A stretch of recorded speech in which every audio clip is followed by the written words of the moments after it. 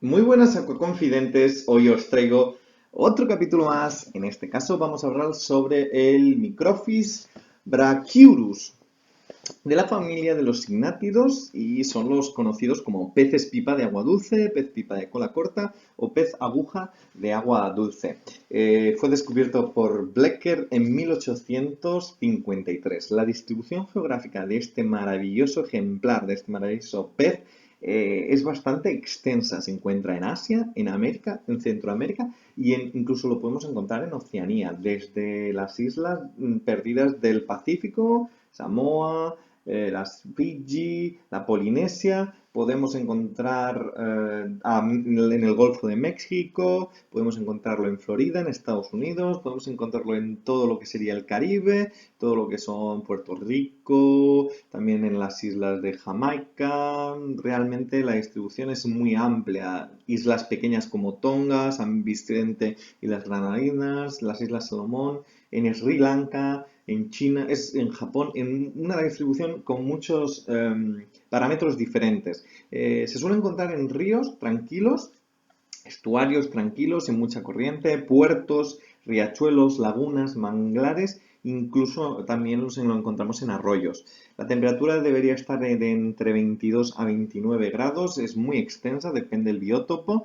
El tamaño máximo de los ejemplares son 22 centímetros y este animal requiere de un acuario específico de al menos 300 litros de agua. Es recomendable que el agua sea salobre, aunque puede adaptarse bien a diferentes densidades de salinidad, ya que al ser una especie anádroma pasa la infancia en aguas salinas y luego cuando se hace adulto tolera mejor las cantidades de agua dulce sin tanta cantidad de sal. Con muy buena oxigenación, aguas transparentes, una alta filtración, se recomienda una zona altamente plantada con plantas de tallo largo en forma de cintas como el Crinum calamistratus, pallisneras, todo esto para intentar generar una zona de camuflaje, una zona de tranquilidad que pueda él mimetizarse con el espacio, con el entorno acuarístico. También hay que poner una zona despejada para que el animal pueda nadar con bastante profundidad. Son peces muy activos que nadan durante todo el día por todo el acuario. Por eso el acuario tiene que ser grande y tiene que haber zonas fácilmente para moverse. No se aconsejan que vivan con otros peces, como siempre pasa con el tema de los peces pipa, de los caballitos de mar. Son peces que nadan muy lentamente, que se toman su tiempo para comer. Entonces, si ponemos con otros peces, por muy tranquilos que sean o muy lentos que sean, les van a quitar la comida. Necesitan mucha tranquilidad, son muy torpes a la hora de moverse, a la hora de comer. Sí que es cierto que una vez que les estás dando de comer, claramente ves como son súper ágiles y cogen la comida corriendo a través de su trompeta, de su pico. No hay que poner corriente de agua, son peces que no toleran las corrientes de agua, su nado tiene que ser muy tranquilo, con una luz de intensidad media, de una intensidad baja. Se aconseja poner sustratos de arena fina o de grava suave, porque a pesar de que es un pez que nada por el medio del acuario, bueno, nada por todos los lados, hay veces que le gusta descansar o reposar o camuflarse en la grava, por lo tanto la grava tiene que ser suave o de arena para no dañarles. Es importante tener unos parámetros estables, con baja cantidad de atos. Siempre que hablamos de peces pipa, hablamos de especies muy sensibles a nitratos, a nitritos, amoníaco, todo esto tiene que estar muy estable, con algunos cambios de agua para estabilizar esas aguas que tienen que ser maduras. El pH se recomienda entre 7.5 a 8.0, también bastante amplio, y el GH entre 18 a 20 y pico de grados de GH. La alimentación, como es un pez microdepredador, solo comerá alimento pequeño que le quepa por ese pico, por esa boca tan chiquitita. Daphnia, Bosmina, Cyclops, Mysis, Artemia, etcétera, etcétera, etcétera. El alimento tiene que ser vivo, es muy importante. Podéis darle Tubifex vivo, microgusano grindal vivo, come zooplancton también, o incluso alevines de especies vivíparas como el guppy, el molly, etcétera.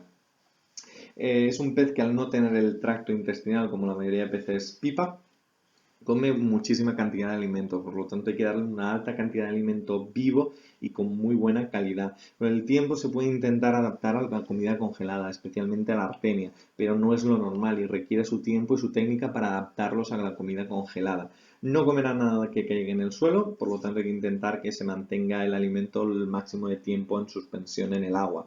El temperamento es una especie pacífica, tranquila, en ocasiones es bastante tímida, no es para nada territorial, ni inter ni intra específicamente, y no molestará a sus congéneres, como ya he dicho. Es una especie bastante activa y con un movimiento a lo largo de todo el espacio del acuario.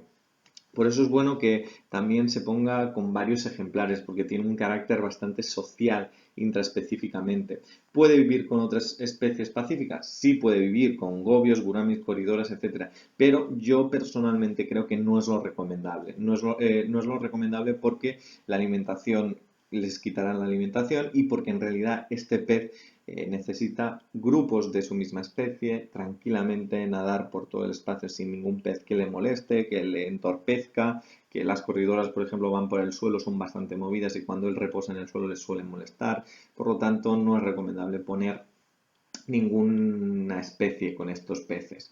De hecho, ellos mismos ya lucen suficiente en el acuario como para no necesitar nada más. Un buen plantado y esta especie maravillosa y que ya con los colores llenan todo el espacio. Suelen nadar, como ya he dicho, por la zona media, pero en general nadan por todo el acuario, desde la superficie hasta el suelo.